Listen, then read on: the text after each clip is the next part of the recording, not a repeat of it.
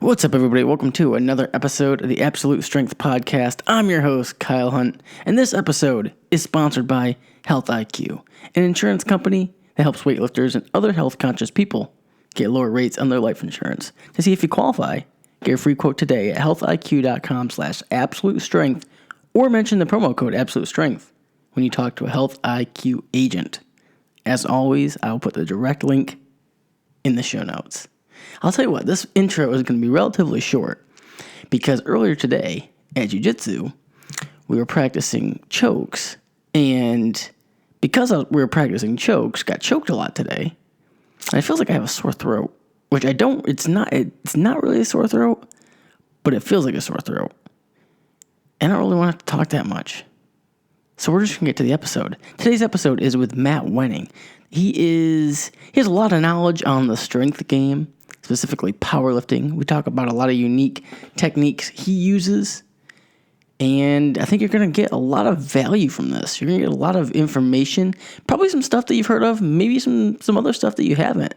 And at the end of the day, and as with all these podcasts, really at the end of the day, if you can take one thing, one little nugget of information and apply it to your training, that's a win. And that goes for all podcasts that you listen to, the Absolute Strength podcast, but other podcasts. You should always go into it just trying to get one thing. I think sometimes we try to grasp too much information, and then we end up utilizing none of it. Same for books. I mean, I've always been or at least the last few years, I've been that person to try to consume a ton of information, self-development, of course, business and training, nutrition information, just really being super aggressive in my pursuit of more information.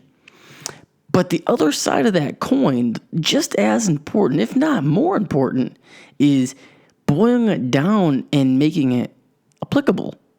Because just gaining a bunch of knowledge and just learning a bunch of new stuff, yeah, that's great, and you'll know it for maybe in the future. But unless you put it to use, put it into practice very quickly, the chances of you ever using or utilizing the information is slim. So when I'm reading a book, I'm throughout the whole thing, I'm just like, okay, what is one thing here, one little thing, and it doesn't have to be the main point of the book. It doesn't have to be anything. It could be just something small. And if you get one thing, it's worth it. If you listen to an hour podcast and you have one good thing that changes your training, it's worth it. More than worth it.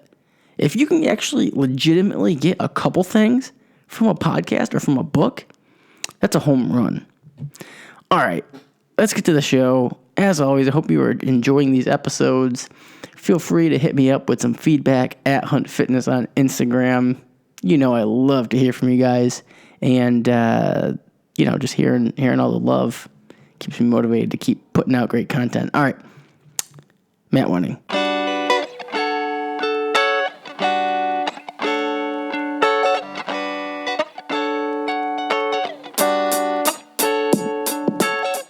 Matt Wenning, what's up, man? Not much. What's going on? Oh, nothing. Thanks for coming on the show. I really appreciate it. Yeah, not a problem at all. Did you train yet today? I don't train Thursdays. I train, I don't really train Thursdays. I do a little bit of shoulder rehab work. I don't have any shoulder problems, but I do a lot of rear delts on Thursdays and some balance work as far as just making sure that my rear delts and my rhomboids and stuff are fresh because I trained bench last night pretty heavy. Oh, okay. I think the rear delts, rhomboid area, the upper back and rear delt area, like you could probably never really train it too much. No, I think a good concept to have is a hard day, and then what I do is 24 hours later, I'll do stuff that's really, really light, that's more of a pump than it is actually breaking anything down. Yeah. But yeah, I mean, you need to train the upper back a lot. Now, what's your training frequency like right now? Well, I got done with record breakers and pulled one of my spinal erectors pretty good on my last warm up on my squat, so I didn't get to finish the meet. But I do quicker style exercises on as far as the main lifts like squats and deadlifts on Tuesday. So dynamic day Tuesday with a pretty extensive warm up and lots of hamstrings and glutes. And then Wednesday, I do speed bench, pretty high volume on arms, mostly triceps. Then Thursday, I do some rear delts. And I do back on Wednesday too, but it's not an emphasis area. It's just usually about 100 reps of some kind of lat work. And then Friday is my heavy, more powerlifting style day where I'll do heavy squats, heavy pulls, but not a ton of accessory work. Then Saturday is a conditioning day, so I'll walk 400 to 600 steps on a turned off treadmill just to actually restore from Friday. Then Sunday is my heavier bench day, heavy back day, and heavy pressing day. And then Monday, I usually take completely off from training, but a lot of that's because I work with 3 different fire departments on Monday, so I'm in charge of about 130 firemen on Monday, so I'm pretty smoked. Yeah. But I still do some little GPP work and some light stretching on Mondays. But I would say Mondays is probably only my full day off of doing nothing. So yeah, so you're in the gym pretty much, like you said, almost every day, but you're hitting the power lifts, the main lifts, about twice a week then? Yeah, roughly. Yep. Okay, cool. How now you just did the Record Breakers meet a couple weeks ago. I'm curious to see, like, how did the meet prep now compare to meet preps in the past? That's a good question. I would say that overall my view of how to get ready for meet changes about 10% a year based on what I learn. Yeah. So what I find is that how good a shape I'm in 25 weeks out from the meet will dictate how I can taper for that meet. So what I find is a lot of beginners and even intermediate and some advanced people, they don't train hard enough 15 weeks pre-meet. So like, you know, if I decide I want to do a meet, I would decide that probably around January and start training for it, and would be ready in November. Okay, yeah. So it kind of taking like a full year almost. Yeah, and I think a lot of that's just being at a ceiling limit where my body, I have to train very, very hard to put a few extra pounds on each lift now that I've had world record squats and 600-pound benches and things like that. My body, if I'm lucky, my squat can go up 10 to 20 a year, and my bench will go up 5 to 10. And that's training 5 to 10 pounds, and that's training my ass off for a whole year. Yeah. You know, so once you get up into those ranges, it gets very difficult. But the difference is the intensity. So I think that usually about 10 to 12 weeks out, maybe 15 weeks out from a meet, the big difference is that the numbers that I pick to do that day are non-negotiable. So if I say I have to squat 750 for 5, I don't care how I feel, I'm doing 750 for 5. Whereas in the off season, I base things on RPE. Yeah, so a little bit more auto regulation in the off season. I auto-regulate probably 7 or 8 months out of the year, and then 3 or 4 months out of the year, it's there's no auto-regulation. The training is exactly what I have written down. So, like for meet preps, it's pretty much all percentage-based work, very little auto-regulation. Yeah, I mean, the key is that, and this is why I'm kind of backing away from competing as much, and I'm still going to train hard. But the reason I'm backing away from competing as much is because when I flip into that mode of non-auto regulation, that means that my sleep has to go up extremely. So when I'm getting ready for a meet, it's not uncommon for me to sleep 11 to 13 hours a day. Oh, wow. Is that all overnight, or is that through like a nap or two? That's usually 8 to 9 hours of sleep at one rip at night, and then anywhere from a 2 to a 3.5, 4 hour nap in the afternoon. So you can imagine what it does to my business. Yeah, I can imagine. Like, that's going to take a big hit. Now, I'll tell you what, though. Sleep is one thing that I've recently started to take up a notch for myself. It's something I've noticed. I've never been a big sleeper. Even like when I was younger and in high school and stuff. Like when I was in high school, I used to go to the gym before school. So I'd wake up at like 5 o'clock in the morning and then stay up late, doing homework and whatnot. Like, it just didn't seem like it was a big deal for me. But then as I started training harder and pushing the envelope, I've realized it's like it is a huge factor. It's something that I need to. It's like the missing link in what I'm doing. It's huge, and the older you get. So I just turned 38, and I really recognized by the time I was pushing my first world record at 28 that sleep was huge. And then I started reading a lot of stuff on. Well, I've been friends with Ed Cohen for probably 20 to 25 years, and the first thing he told me when I was about 15 was that if you want to be strong, you need to sleep at least 12 hours a day. Oh, wow. I didn't realize. Does Ed sleep that much? Ed sleeps that much by far. Oh, wow. And then I started reading on Tom Brady, and Tom Brady sleeps like 10 to 12 hours a day. Jeez. Point is if you want to be good when you could theoretically be in your prime, which is for strength sports in your mid-30s to late 30s and early 40s, you have to be able to recover. And as you get older and stronger, the ability to recover becomes harder and harder. Yeah, I mean, now, do you think there's like a, quote unquote optimal ratio between if you should sleep, how much of that overnight and then how much in a nap? I think that your body probably doesn't do very well if it sleeps anywhere from 8 to 9 hours straight. Mm-hmm. So what I do is I get up when I'm in contest prep. I'll get up I go to bed at like 8:30 and get up like at 7:30. Maybe 7. And then I'll eat breakfast, go to the gym, do my mini workout, which is basically just stretching and light exercise to break everything loose. Then I work for 4 to 5 hours. Then I go home and sleep for 2 to 3 after I eat. And then I get up and eat again. And then I go train. I think that breaking it up into pieces is good, but you still need a big chunk of it at night. And a lot of that's basically being able to reset your entire body. So, for every hour that you go to sleep before midnight is twice as recuperative as after. And a lot of that has been told to me because of your growth hormone output being at its highest around 1 a.m. only if you're in REM sleep. Okay. So you have to be asleep deeply before 1 a.m. or you're in deep trouble as far as recovery is my opinion. Yeah, too. I think going to bed earlier is just probably better for your circadian rhythms anyway. Like, it's like, especially like nowadays, it's getting, we're getting to wintertime where the sun's going down earlier. And I don't know, like whenever it gets to this part of the season, like I just want to go to sleep earlier.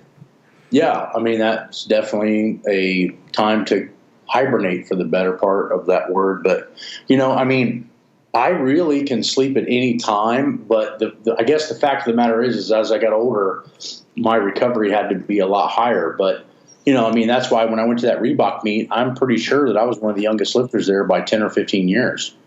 Yeah. At least 10. And a lot of that's because of my recovery ability. So my work and You mean one of the older lifters, right? Yeah. So I was 38 years old when I did that meet. So I was one of the older lifters there. And I guess what I'm getting at is to be able to sleep that much, it takes a lot of hit on your business and family life and things like that, which is fine. I felt like I gave, 100% of my entire life from the time I was 13, 14 all the way till 38 years old to be the strongest I could be. I just got to a point where it became quite clear that if I wanted to take over more fire departments and help the military more, I wasn't going to be able to peak at that level. So I still want to train super hard, and maybe if I feel really good, I just pop in and do a meet maybe occasionally. But as far as taking 15 and 20 weeks to taper down and be able to sleep 12 and 13 hours a day, I'm just not going to be able to do that anymore based on all of my business ventures, Yeah. Well, I mean, I think this is an important point I don't think enough powerlifters actually treat themselves like athletes. And I think that's really what you're getting at. Yeah. I mean, I didn't want to look back at 50 and be like, oh man, I could have in my 20s and my 30s given a lot more and I would have been a better lifter. I mean, obviously there's always going to be people that are going to show up and just be freakazoids and be stronger than you, no matter how you train. But I think there's a lot of respect and calmness in the fact that you can look back and go, hey, I gave this thing 100% of everything that I had for my entire adult life. Yeah.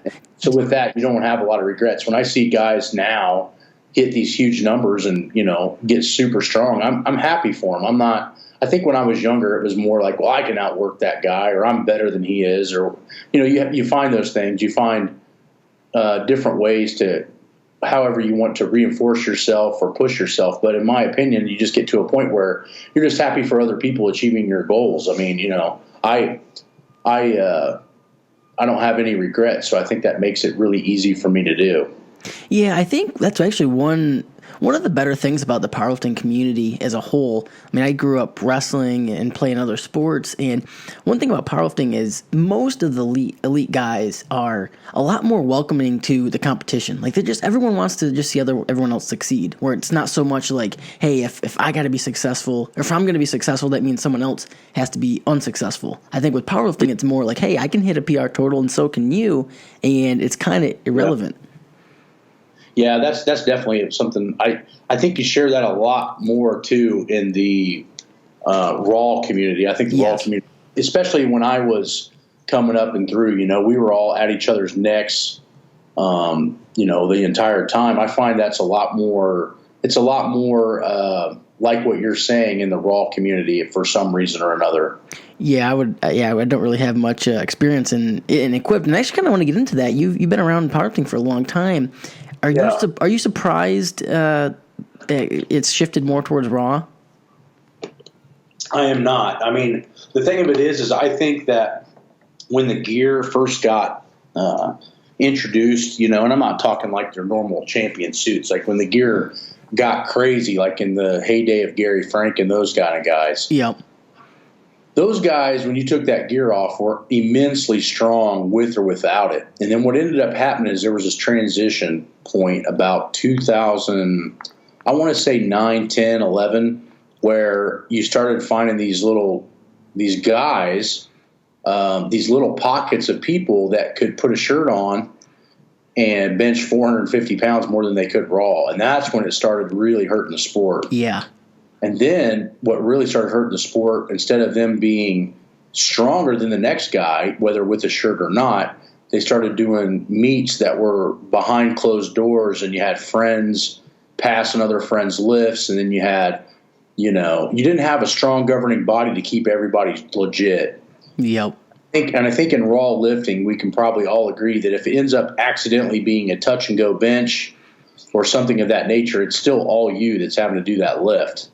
Whereas in a bench shirt, if you got your partner, your spotter partner helping you guide the bar all the way down to your belly, and then God knows if the side spotters are helping it up. I mean, we just don't know when that, where's the line, I suppose. And I think in raw, you can expect good calls and bad calls, but I can tell you right now, it's a lot harder to cut a 900-pound raw squat high than it is in a piece of equipment. Oh, yeah, of course. That kind of weight wants to crush you down so far anyway that you're going to break parallel or you're going to snap something off. Yeah. Yeah, it's another thing too is I just feel like it got to a point where it was hard for people to relate to powerlifting. Once you got to like you said, like when you're benching 400 pounds more with a shirt on than you could raw, like how can like the average person who's getting into powerlifting even relate to that? Yeah, and I think that's what happened with like drag racing as well. I personally would rather go watch a car that's street legal, see how fast it can go on the track versus a top fuel dragster that nobody really knows how much horsepower it has. Yeah. It's not really how well the driver can drive. It's just put the damn thing into the floor and see how fast it can go. People don't relate to 15,000 horsepower cars. Yep. Because it's unattainable for 99.99% of the people to even be able to afford one of the pistons in those engines, let alone an entire race car. So I think, you get to a point where it's so out of context from real strength that it's just not applicable. Yeah, I think that's a really good analogy too, because using that analogy, it's like, okay, well, we know that a dragster. We can respect it. We can definitely respect the speed and respect the sport. But like you said, you can't really relate to it because, it's not street legal, and we don't even really know what it is.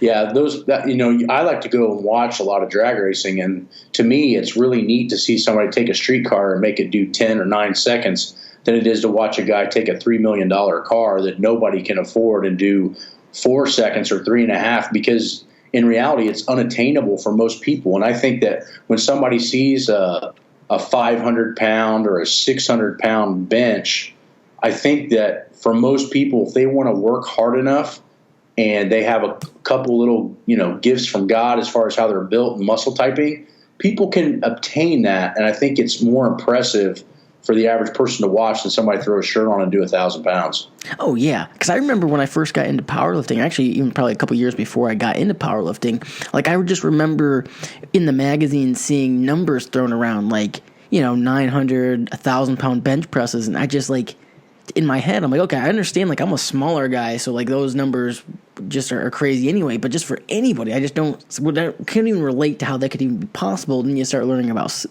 bench shirts and squat suits, and then it just gets like it's like a whole like it seems like it's a big deal to even get started in it.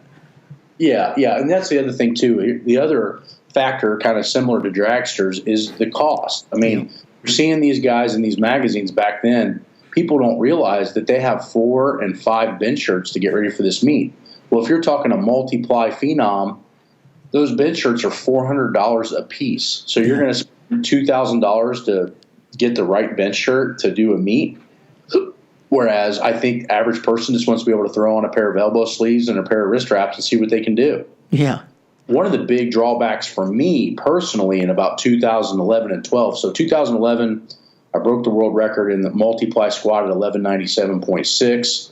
And then 2012, I did a raw bench meet, and that's when I hit my first 600. And my point to that is that I just got tired of putting all that shit on. Yeah, I can believe it. Now a squat workout and a deadlift workout on Fridays. So tomorrow I'm going to start my workout at 5:30, and I'm done by 6:30 or 7.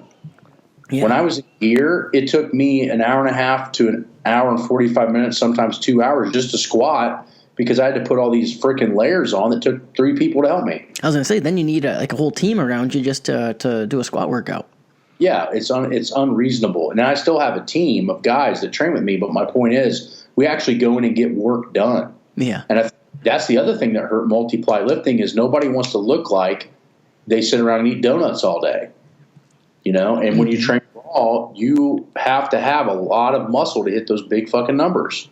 Yeah, I think the aesthetic side of it is important because, I mean, you got a huge, especially for like in USAPL, like you saw like a huge shift from the guys that were doing natural bodybuilding kind of shift over to raw powerlifting and be very successful. So then people were like, okay, well, these guys actually look really good, have a lot of muscle mass, and are strong. It was kind of a different image than what your average person would think of as when they thought of a powerlifter. Oh, yeah. I mean, the first one to really break ground with that was Stan Efferding. Yep, of course. And Stan. I think you got Larry Wheels, which is just completely jacked to the gills. The first guy I remember being insanely ripped in my era was Matt Krolowski. Yep. He was super jacked and probably one of the only powerlifters that was making any money because he was sponsored by Muscle Tech. Yeah, I remember he was like in all the magazines back then. Yeah, so I think my point is like with the raw lifting, you have to have real muscle. You have to be able to move things. People can relate to it. The cost of going in and getting stronger is a lot cheaper than spending thousands of dollars on equipment. And I think just because it's raw, it's a lot harder to manipulate the rules because you don't have something stopping you that you have to force below parallel or anything of that nature. Yeah. Now, kind of piggybacking off from this, I know you're big on squat variations and just lift variations in general, and specificity is one thing in I kind of group with this raw powerlifting movement that you see a lot of the raw guys use more specificity. I know you kind of have a different opinion, so I'm interested to hear what you have to say about that. Well, I think it's a double-edged sword. I think that if you want a short-term gain, and your major concern is being the best absolute powerlifter you can possibly be, I probably agree that specificity is one of the better ways to get there. But there's a flip side to that. The flip side is that I squatted at a world-class level for 15 years, and since I was 13 years old and broke every teenage and junior state record, I've never had a knee, a hip, or really a back problem other than muscle pulls that's kind of kept me from doing my best. The point is that how long do you want your career and how much wear and tear do you want when you retire? So for me, what I found is that guys that were rotating lifts constantly and changing pressure gradients tended to be able to withstand higher loads for longer periods of time with less injury. And that to me, let's just say for the fact of saying that I could have squatted 925 or broke the all-time raw world record again at my best raw world record was 832, and then I upped that at 865, and I've missed right around 900 a couple of times, but the world record's like 932, I think, in my class. If you would have said, Matt, if you just squatted specifically and squatted 940, but 10 years after you retire, you need both knees replaced and back surgery, I wouldn't take that. Yeah. So my point is that specificity does work. I'm not saying it doesn't work. I'm just saying what's the trade-off. And in my opinion, watching guys that train specifically all the time tend to be very injured and have a lot of wear and tear issues as they age. Whereas I find the guys that rotate the type and style of ways that they train tend to last longer because they're changing the pressures on their body constantly. Yeah, so it's more of like a longevity thing. Now, do you think that's partly due to like overuse injuries, or maybe is it just the barbell tends to beat you up a little bit more than, throwing in some, safer variations? Well, I think it's the variation changes the pressure that the body has applied. So a band is going to act different than a free weight, is going to act different than a chain, is going to act different than a box squat, is going to act different than a free squat, etc. So what you find is that if you change and rotate those in an educated fashion, you can still get the specificity you need for the gain and strength that you're looking for, i.e. a regular barbell free squat. But how do you get there without the wear and tear? And wear and tear comes from specifically doing the same motion with the same range of motion and the same tensions constantly. I personally feel, with having a background in biomechanics and being in the sport a long time with minimal to no injury, is the fact that if you change pressures, the body can adjust to that. And if you maintain the pressures the same way, your body is going to eventually have a hard time responding to that situation. As far as joint wear, as far as your back getting a lot of mileage on it, as far as your hips wearing out, benching with a straight bar all the time is going to cause shoulder problems. I do believe that is the case, but there are some people that can avoid that for some reason. You take Andre Milanichev, for example, doesn't use any variation from what I know, and has been able to stay together a long time, but you're talking one guy out of how many? Yeah. So I think it comes down to genetics. I think it comes down to how long you want to stay in the sport.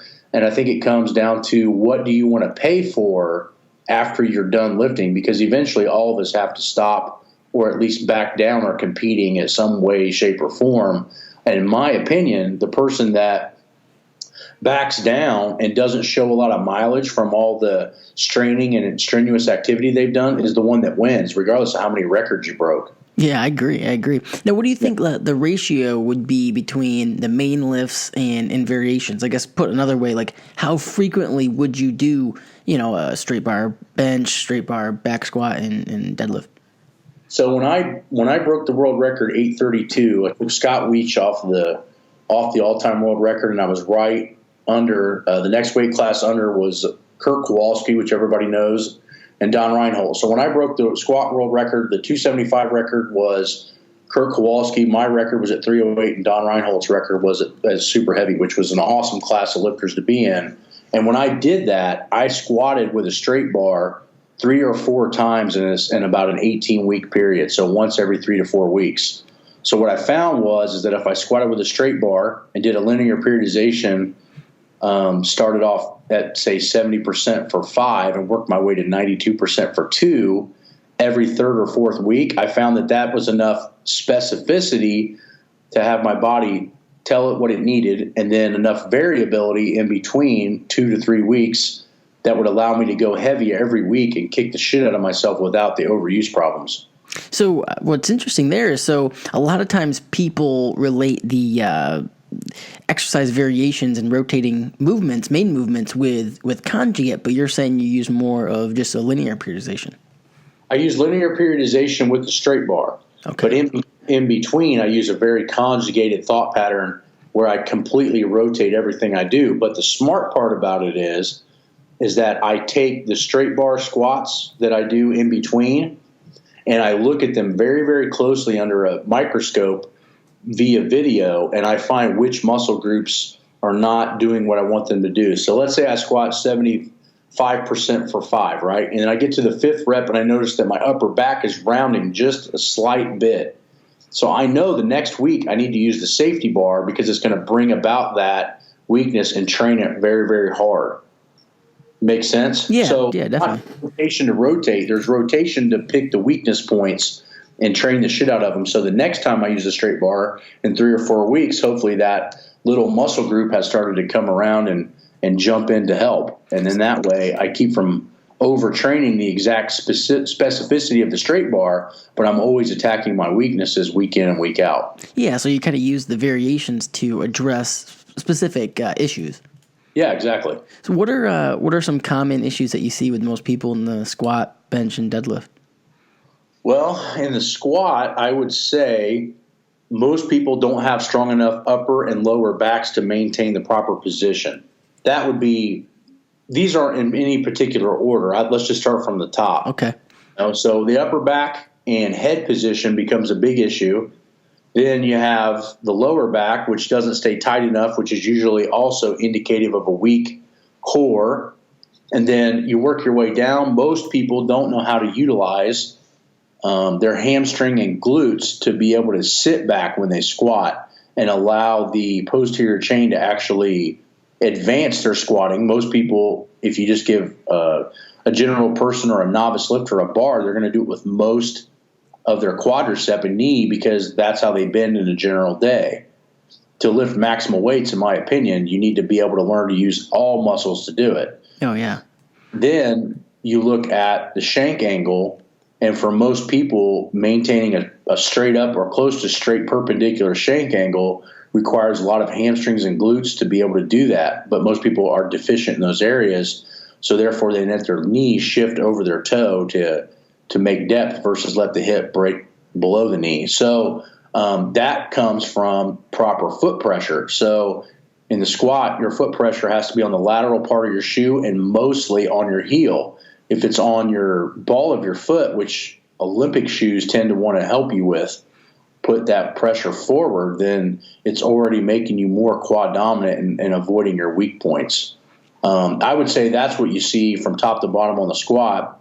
On the bench, most people grip way too wide, and they end up being shoulder dominant in the press, and then their life expectancy becomes very low. I find if you want to really see how somebody bench presses, I have really good form in it and have seen and have created great results. But guys like Jeremy Hornstra, if you watch him bench, he doesn't have his hands up very wide. Yeah. And pound for pound, he's probably one of the best benchers in the world right now, and has been. This is the most important point. Has been for many, many years. So whatever he's doing is not creating that many injuries. So that's what I hold in higher regard. The number is, are you able to, increase your pressing or squatting or deadlifting and not be screwed up all the time? I've actually, I used to bench relatively narrow, and then over the last, really this year, kind of widened my grip, and I have seen the numbers go up, but I always am kind of thinking the longevity aspect as well too. So I'm like, okay, I still feel really good. Like, it's not like I'm taking a max grip or anything. So my shoulders and everything are still feeling good. So I'm going to keep pushing it. But, in the back of my head, I'm like, hey, if anything does kind of start to, show up in my shoulder area, I'll probably narrow it back in. Well, the other thing that's hard to calculate too as a lifter is your bench going up when you widen your grip because now you're stronger narrow. Yeah, that could be it. And now you have a longer range of motion and your triceps are stronger. So when you go out a little wider and use more shoulder and pec, your arms caught up to your shoulders and pecs. Yeah, and just kind of getting the range of motion is what's driving the number. That's the hard part to figure out, is that sometimes getting stronger has a delayed transformation. So you can get your arms stronger but not realize it till 3 or 4 months down the road, and now you've used a different training protocol and you think you're getting stronger because of that training protocol, but actually what happened was you're getting stronger from the shit you did before. Yeah, that kind of talks to the point of why you shouldn't always change your stuff up. Yeah, right. I mean, sometimes it takes a while to see the result of what you're trying to do. I remember the first time that Louis talked to me about switching over to conjugate training because I didn't know my ass from a hole in the ground back at 19, and I was already benching close to 500 or right at 500. And the first time I switched over to it for 6 months, I actually got weaker. My bench dropped to like 460. But instead of freaking out, I kept working and working on it, and by the time I had put another 8 months to a year in, I was benching 540. Oh, wow. So the point is that it was delayed transformation, but I could have done that for 6 weeks and be like, oh, well, this isn't working. I just need to stop doing this and go back to my old ways. Yeah, exactly. Yeah, I think people are too quick to change their shit up. Sometimes kind of talking to the last point, it's just like sometimes you just gotta, hey, just trust the process and put your head down, and just wait till you come out the other side. Yeah, for sure. And I think that people that want to get into powerlifting and they don't have a long-term mindset are in for a big shock, because if you want to be super strong, this is going to take a long time, unless you're just some freakazoid from, God knows where. But for most of us, we're going to have to put a lot of work in to be strong. So I think we need to understand that if you are really wanting to be the best you can be, you're going to have to be able to put 10 or 15 years in to do that. And the only way to do that is to go through those 10 or 15 years with minimal to no injury. Yeah. So going back to the bench, you're talking about that you see a lot of people go too wide. What are some other weaknesses that you see there? Well, the next thing is they don't build their upper back first. So I got really lucky as a kid. Even though the guys at the YMCA that I trained with didn't know a whole lot about training, they knew this one key factor, which was the main guy that I used to bench with, Tim, was 185 pounds and could bench 500 at a local YMCA. Oh, wow. And he would not be, he had some national caliber lifts back when he was younger. This time he was already in his mid-late 30s, and he would not let me bench with him until I could do a pull-up. That's smart. Now, he did that unintentionally, not really knowing why. But what I took from that is he wanted my shoulders to stay healthy. Mm-hmm. So how many of people do you know that bench press constantly, you can't do a pull-up? I know a ton. Oh, yeah, especially bigger guys. Yeah, so when I first met Timmy at 13 years old, I was already 175 pounds. So you can imagine 175-pound 7th grader going into 8th grade being able to do a pull-up is pretty fucking impressive. Yeah, that would be impressive, yeah. So I took a long time. It took me about, I would say, 10 or 15 weeks, long time as a teenager, 10 or 15 weeks of blasting my back.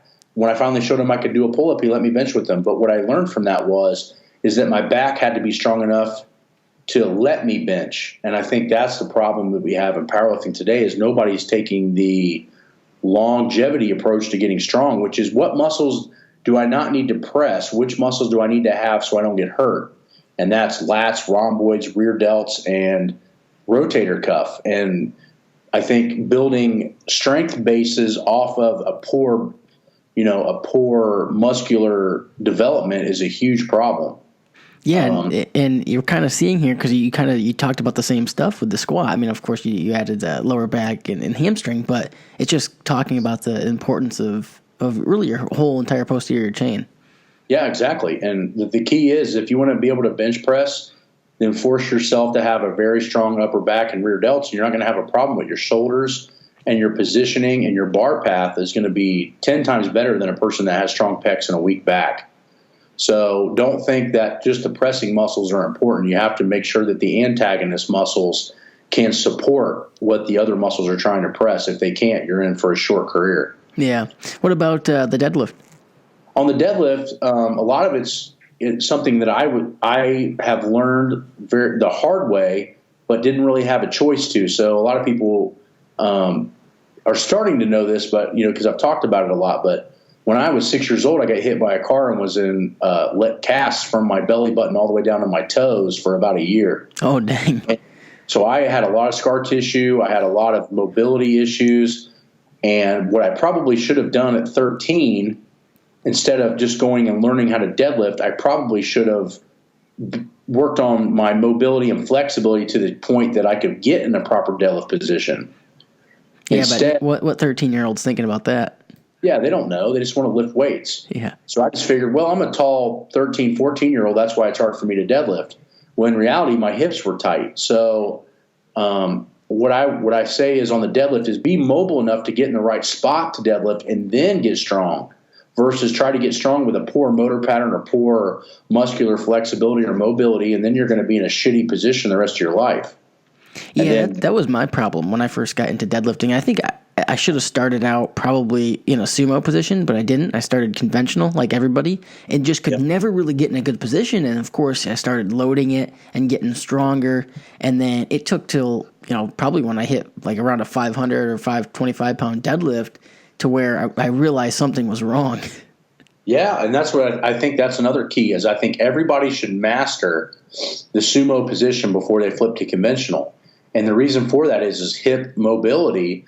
And when your hips are mobile, your back's less likely to get hurt at anything. So I'm learning that big time with the hundreds and hundreds of firemen and military that I have. As I teach them how to pull sumo, and they get strong at it, and our injury rates drop dramatically because they become hip dominant and they're not knee dominant. And when you're knee dominant, when you pick something up, it's going to put a lot of loading on your low back. Yes, exactly. It's just like it's hard for somebody to learn that first. Like, you just don't see it. It's not common unless you're surrounded by powerlifters or have somebody who knows what they're doing. Someone's not going to teach you a sumo deadlift if you're just new to the gym. Yeah, but I mean, one of the most, I would say, recognized guys that train in beginners is guys like Mark Ripto, right? Yep. And then he writes articles about how you should never sumo deadlift. Yeah. And then I'm just like, holy fuck, like it just makes me so pissed because there's not 5,000 of me telling everybody how to do things right. Exactly. Yeah, and a lot of people, come across Ripito stuff or read Starting Strength or whatever. Yeah, and then nobody looks at it with an open mind and goes, oh, this guy's been hurt with weights that aren't even good bench presses. Yeah. I mean, not busting his balls per se, but I mean, holy fuck, Yeah, his stuff, especially on technique, is, I don't know, I've just never really agreed with most of it. No, I don't think anybody with a brain ever has. Yeah. No, that's funny. So what are some variations? I mean, we talked about the weaknesses on the lifts, but what are some of your favorite variations to address these issues? Well, if we know, without looking at somebody, the problem is it takes a specific program for a specific injury or a specific weakness. And people, yes, of course.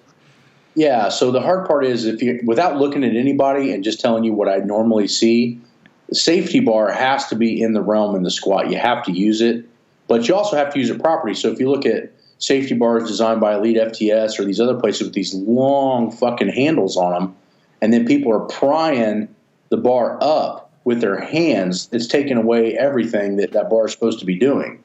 Mm-hmm. So a proper safety bar is needed in training to build the upper back.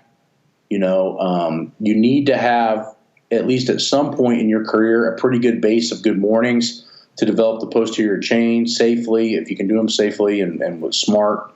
If your core and your lower back is a weak point, the camber bar is a huge, huge asset because not only does it keep the shoulders from getting worn down if you're a full meat lifter, but it also makes your abs have to work much harder because the weight can rock. Yeah.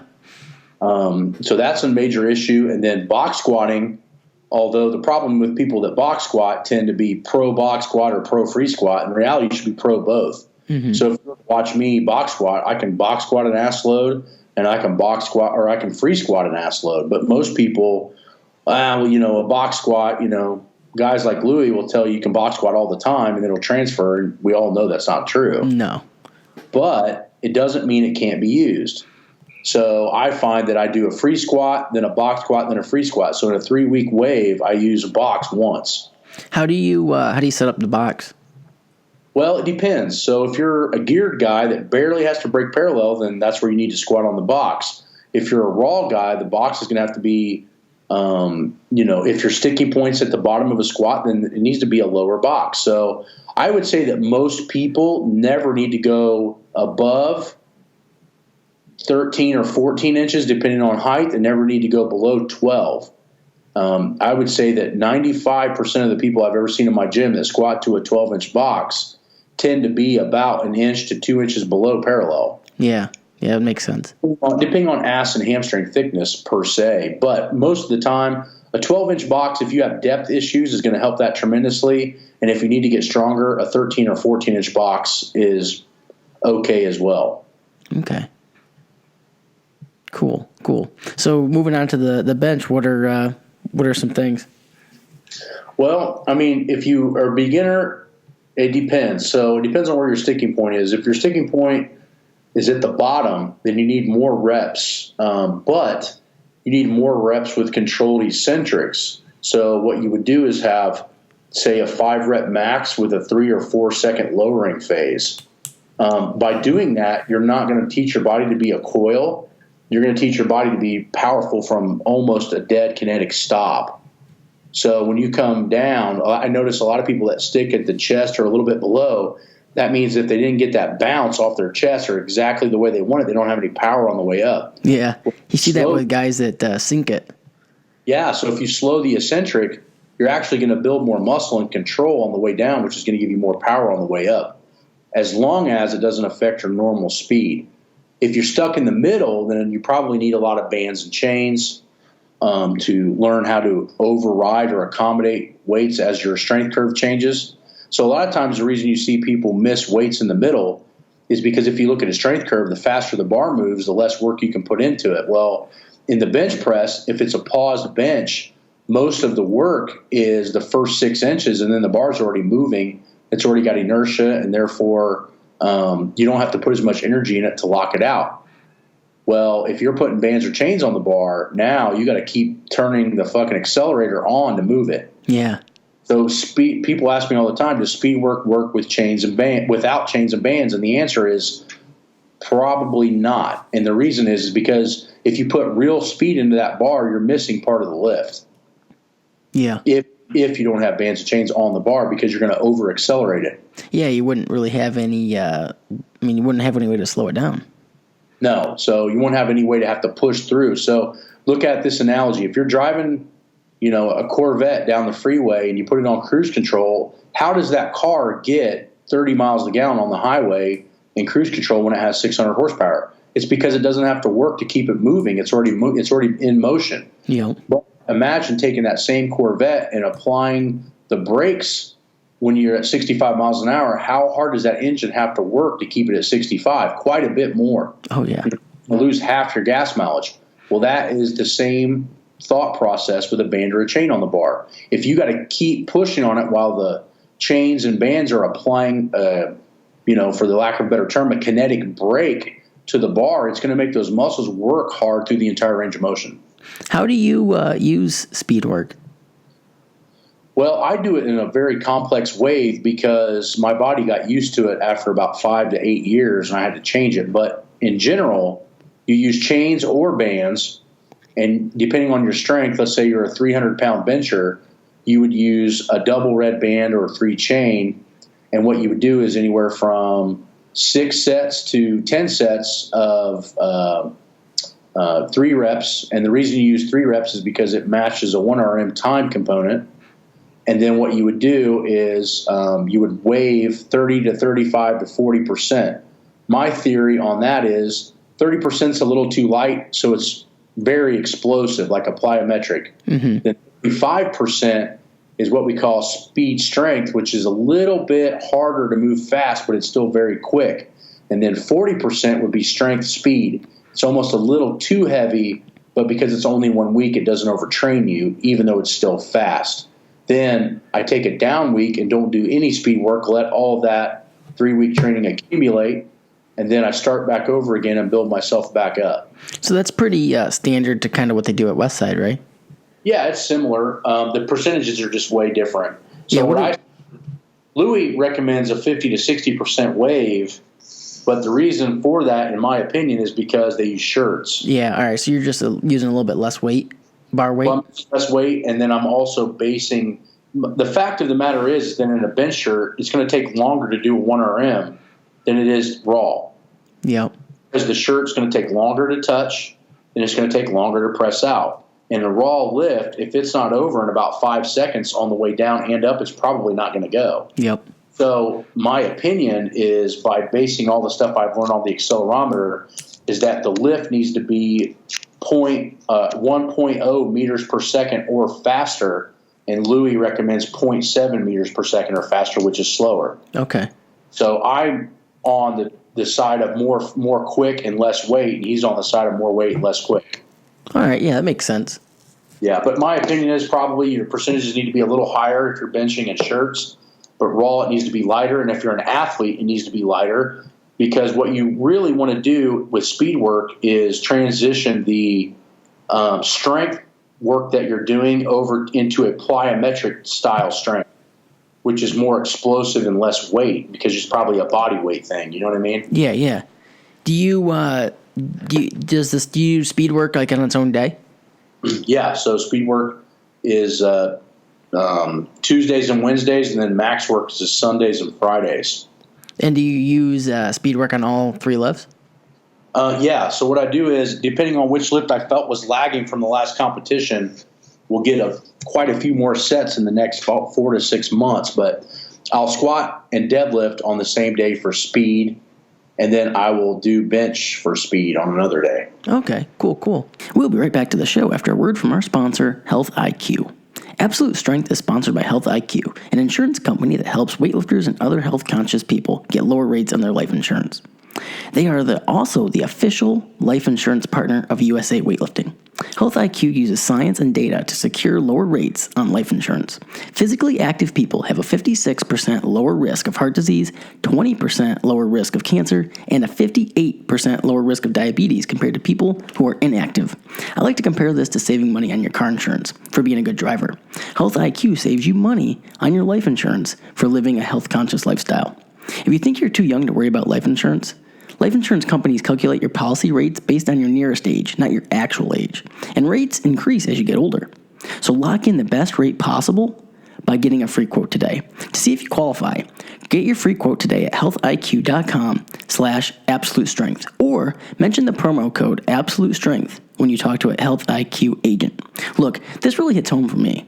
I just recently got married. I have a 3-year-old daughter. I have a family to support. You hate to think about it, but if something ever happened to me, what happens to my family? I feel it's irresponsible not to have coverage. The truth is, you just never know. I mean, you never know. We live in a crazy world, and it's just better to be insured.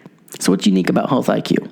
When it comes to life insurance, weightlifters usually have issues getting good rates because of BMI. BMI stands for body mass index, and it can't tell the difference between muscle and fat. For example, I'm 5'5" and 165 pounds, and based off from my BMI, I'd actually be considered overweight, despite being in good shape and relatively low body fat as well. Health IQ works with carriers to ensure strength trainers, guys who lift weights and have a bigger BMI, because of that, a buffer to account for the added weight from muscle mass.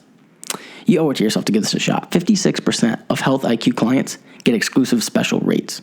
To see if you qualify, get your free quote today at healthiq.com/absolute strength, or mention the promo code absolute strength when you talk to a Health IQ agent. I will put the direct link in the show notes. The more things you don't know, the more you are limiting the strength capabilities of what you can do. So what I found probably a little too late is nutrition needed to be a bigger part of what I knew. I feel like and still that my real master of thought is programming and understanding not to overtrain. But on that same token, my weakness I'd say up till the last 2 or 3 years has been truly understanding the effects of nutrition. I was a hard gainer. So even though I was 170 pounds in 7th grade, I weighed 240, 250 when I graduated high school, and I weighed 280 when I graduated with my master's. So it took me 6 years to put on 30 pounds. Yeah. So my point is there was a point where my body just didn't want to grow anymore. And I ate whatever I wanted to get up to that weight. And what I probably should have done was pick better foods to do that, so that I was not only putting on lean mass, I wasn't feeding inflammation and bullshit, Yeah. Were you just kind of eating whatever back then? Yeah. I mean, when I was 28 and broke my first world record in geared lifting, I wasn't fat, but I wouldn't say that I was lean either. And a lot of that was I was so inflamed. I had no idea that I was allergic to gluten and dairy until I was about 33. And I went in and got my blood work, and my triglycerides were all messed up. And Dr. Serrano here in town, which is a world-class doctor, looked at me, and what would be the first thing that a normal doctor would tell you? Oh, you need to cut out your saturated fats, right? Mm-hmm. But he's like, no, your carbohydrate timing is fucked up. So what he did was he pulled me off all carbs on training days and told me I had to keep them under 50 grams during days I didn't train, and that I could only have 100 to 150 grams post-workout on the days I trained really hard. So I did that, and in about 9 or 12 weeks, I can't remember because it's been a while, but about, let's just say 3 months, I went back and got my blood measured again. My triglycerides were half of what they were, and I increased my meat and fat intake by about 50%. Yeah. What did you, like you said, you didn't realize you were allergic to gluten and dairy until you were 33. How did you feel after you ate that before that? I didn't feel bad. That was the thing, is my stomach had, since I was a kid, I come from a normal middle class family. We had milk and cereal and all kinds of shit all the time. Mm-hmm. The point was I was carrying this inflammation with me my whole life, and I didn't even know it was bad for me. I just thought, well, you're lifting and you're straining really hard, so of course, and you're eating a lot of pizza and a lot of salt, so you're going to carry a lot of water, right? Yeah. Well, then when I pulled the dairy and the gluten off, I literally got 6% leaner. I went from like 24% to 18% body fat by pulling the gluten and the dairy out and replacing it with more fatty meat. Yeah, so the calories probably didn't change all that much. Calories were almost identical. Yeah. So what I was noticing is that my inflammation was gone, and that showed in my blood work as well. My triglycerides and cholesterol got way healthier, all by backing off my carbohydrates. So that's when I started to learn about 5 years ago that I needed to do a better job of making sure I was actually putting on muscle and not just bloat weight. Yeah, I mean, I think too is you probably noticed that your recovery was better. Oh, for sure. I was sleeping better. I was digesting food better, because the funny thing is that Serrano wanted me to have a cheat meal about every 2 to 3 weeks at first, and I did. And the first time I went back to eating, my big go-to to gain weight was chocolate milk, whole chocolate milk. Mm-hmm. And the next time I drank it and hadn't had it for 4 or 5 months, my stomach was wrenched. Yeah. Like it had finally learned that it couldn't take that shit anymore, because I let it have time. And then what ended up happening was I couldn't drink it anymore. Yeah, it's wild. So I want to talk to you about warming up a little bit here to finish this up. I know you've talked about it a lot in the past, that you kind of have a unique take. So you want to explain that a little bit? Yeah, so basically my warm-ups are all about potentiation. So what that kind of means is that what I'm going to do in my warm-up when I design it for most people is I find where the weakest links are in the main lift. So let's say it's hamstrings, lower back, and upper back. So what I'll do is I'll pick a moderate light weight, and I'll do 4 sets of 3 exercises, 1 exercise to attack the upper back, 1 to attack the lower back, and 1 to attack the hamstring. Doesn't mean it has to be heavy. It just needs to be a lot of consistent volume with minimal rest. So what I do is I run through 3 sets or 3 exercises, 4 sets of 25. So we're talking 300 reps of hamstrings, low back, and upper back. What I do is I push that with no rest at all. And at first, when most people do it, it just wears them the hell out. Then I rest about 5 minutes, and then I attack the big lift. And what I started noticing with my clients was that they were actually getting stronger and their form was getting better, because I was potentiating or getting these weak muscle groups to play a bigger role in the lift. So I said, shit, I ought to try this, right? Because, with clients, sometimes you're limited in time. Yeah. What I found was we took too much time to do the big stuff, and then we didn't have enough time to do the accessory. So I put some accessories in front of the big lift and pushed it really fast. I started noticing that was working really well. This was probably 6 or 8 years ago. So I started doing it myself. And what I started doing over the next 2 to 3 years was I was slowly ramping up the volume. So I started off with like 20 pounds on leg curls and 100 pounds on the belt squat, stuff that just felt like I was just getting limber and loose. Yeah. Slowly over the course of many years, I got that up to where I was doing 500 pounds on the belt squat for 4 sets of 25, doing leg curls with 100 pounds on the stack for 25, and then doing like bent over shrugs with 100-pound dumbbells for 25, and getting all that done in 4 sets in like 12 minutes. Well, what I started realizing was I was gaining a lot of muscle in the areas I needed to get stronger, and my conditioning level started to really increase. So I never got winded doing anything, because I started off really slow, really light, and kept the volume the same and worked the weights up really heavy. Then I would rest 5 minutes or so, and then I would hit a big squat. And then what I noticed was I could probably recover from just about any workout. Yeah, I mean, and recovery is a huge aspect of it. But I imagine like starting light is important, because I think if people just run out and start doing this, their main lifts will take a hit initially. Yeah, huge. So what you have to do is, what I always do is, as I said, if I can feel it, i.e. it burns or it hurts, it's too much. It needs to be like a pump. So you can imagine working up on a belt squat with 500 pounds for 4 sets of 25, and all it feels like is a pump. Yeah, it's a lot of work, a lot of work over the years. But the point is, it took 5-6 years to do that. Yeah. So you have to start off with stuff that feels like you're just getting a nice pump and just moving around. It's like dynamic mobility. You're just kind of getting the muscles warm. And then what you do is you slowly, over the course of many years, increase that warm up to weights that would destroy normal people. So when you first walk into the gym, do you just like start doing this, or do you do anything else? No, that's exactly what I do. Okay. So what I learned from Charles Poliquin is warm ups are fucking garbage. Okay. So what you want to do is you want to take the weak muscle groups that don't normally want to play into your exercise, let's say a squat, and then you make all those muscles come into play, and then you go to the actual squat, and then you build up to your weights. All right, interesting. So you'll just do those movements, and then you take a little break, and then you start warming up on squats, and then just go after it? Yep, exactly. And you'll find that you'll actually hit bigger weights, and you'll get less sore, and your technique will actually get better. Perfect. I like it. Man, this has been a lot of fun. Yeah, not a problem, man. How can people get more information about you? Well, if they go to wenningstrength.com, they can see all the services we provide. We do online workouts. We sell my specialized belt squat machine, which is very popular now.